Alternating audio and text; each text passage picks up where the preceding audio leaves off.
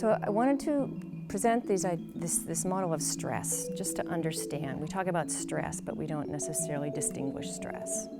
So there is healthy stress, tolerable stress, and toxic stress. Healthy stress, it's performance, excitement, right? Or it's the kid, our kiddo's going to school for the first day. That's stress. Is it healthy stress? Yeah, we grow in that. But healthy stress tends to be brief, it's mild, we have mild activation in our bodies, and then we can come back to baseline. Tolerable stress is a little bit more intense, right? So our body, our organs, all of our alert system comes online. But then if we have the tools and the skills and the support, we can bring ourselves back to baseline again, right? And it can be intense. A lot of us are experiencing different forms of stress.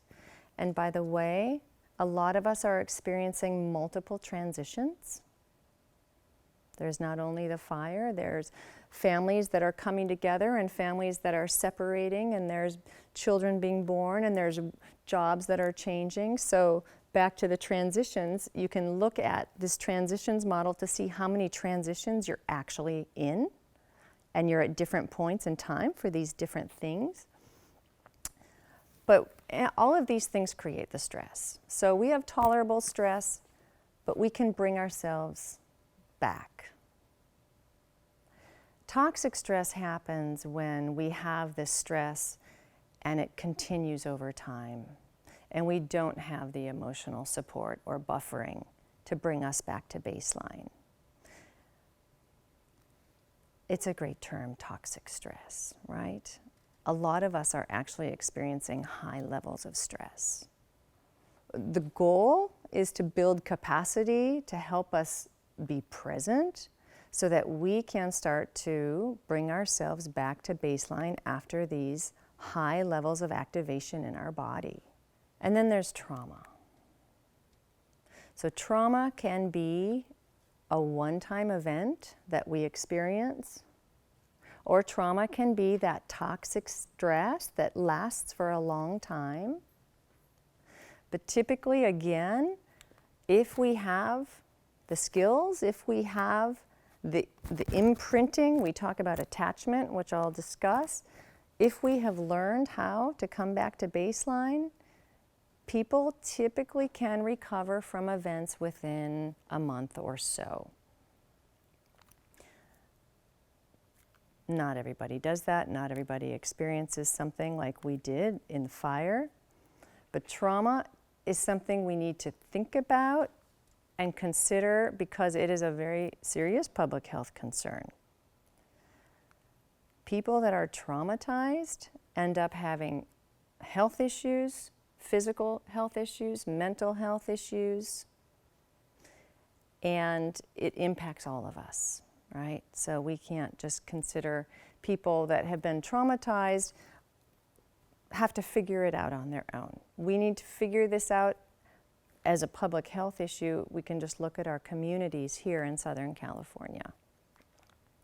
So this is on our website, on the Roots and Wings website.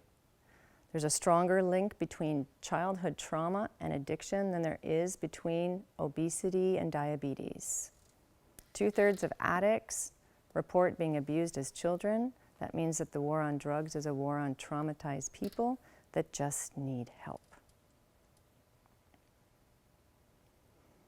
So there was a study done on something that's called adverse childhood experiences. And this has impacted our public policy pretty significantly. And it's looking at experiences that children have and the link between trauma and public health, trauma and physical health, mental health. Adverse childhood experiences are listed there. Emotional and physical abuse, emotional physical neglect, sexual abuse, absence of a parent, losing a parent, domestic abuse, a household member with a substance abuse or a mental health illness, or a household member in prison. 60% of us experience at least one of these things in childhood. 40% of people experience 2 or more. About 12.5% of people experience 4 or more. So this is linked to how we deal with trauma, because these adverse childhood experiences create toxic stress in our nervous systems. And this is about our wiring. We don't talk that much about the nervous system in our culture. I lived in a culture that talked a lot about the nervous system.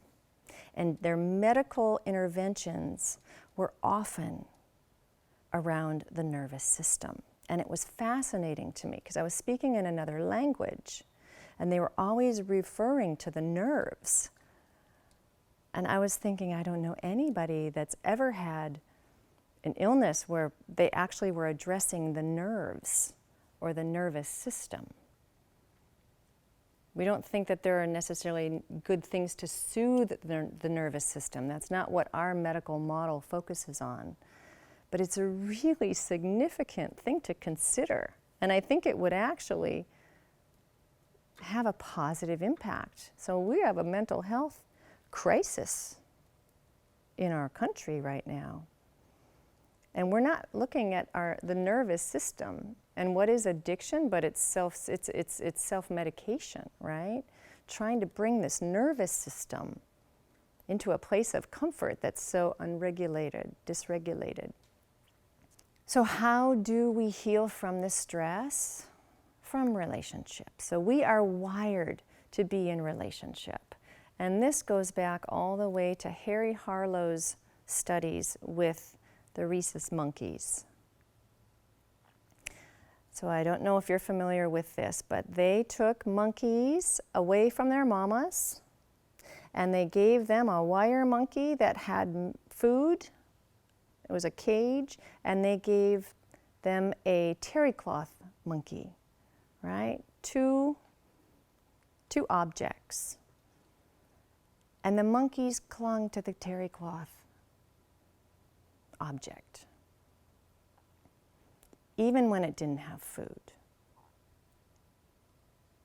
So we are wired for that connection, that nurturing. And then they did things like put toys out. And the monkeys that had the terry cloth mamas, they had some sense of nurturing and soothing. And they would go and they would play with the toy and run back to the terry cloth monkey, right? They would adventure out a little bit and then run back.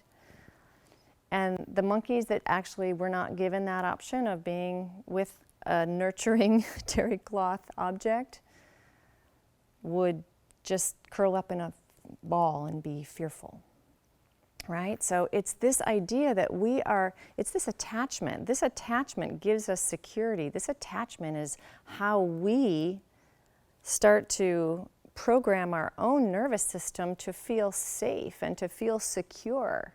And if we have a safe and secure place, we can go out and venture if we have something to come back to. And in some ways, our fire, we've lost our homes. We've lost our security. So there are families out there that are moving from house to house. Their physical bodies don't have a place to rest. So how adventurous, how curious are you? How open are you to go out and take care of all the demands that are required, having lost a home? Dealing with the system, with the insurance, still having your job, still having your children that you need to tend to and try to feel secure. But we learn this attachment from our family, from our primary caregivers. So we come in as little raw nervous systems, babies, and it's by crying and it's by calling out and having somebody soothe through a voice, through a gaze, that we actually learn how to soothe ourselves. So there are different kinds of attachment. There's the secure attachment, which is ideal. There's anxious attachment.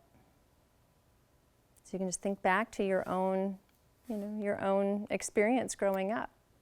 We have a lot more knowledge now than most of our parents had when they were raising us, right? If they gave us a home and safety and food and school and all of that, like that was doing a good job. Now we're realizing the importance of the attachment, of the gaze, of the response. So creating this secure attachment, we then go out and we know how to create secure relationships. We know how to engage with others in this way. Anxious attachment, that's what it sounds like. We're anxious in relationship.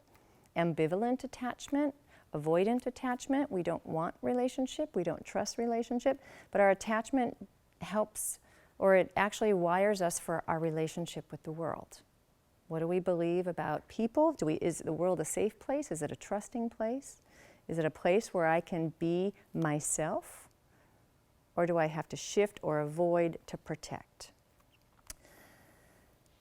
So it's in this bearing witness, it's in this being seen, it's in this relationship of attachment that we get a chance to heal.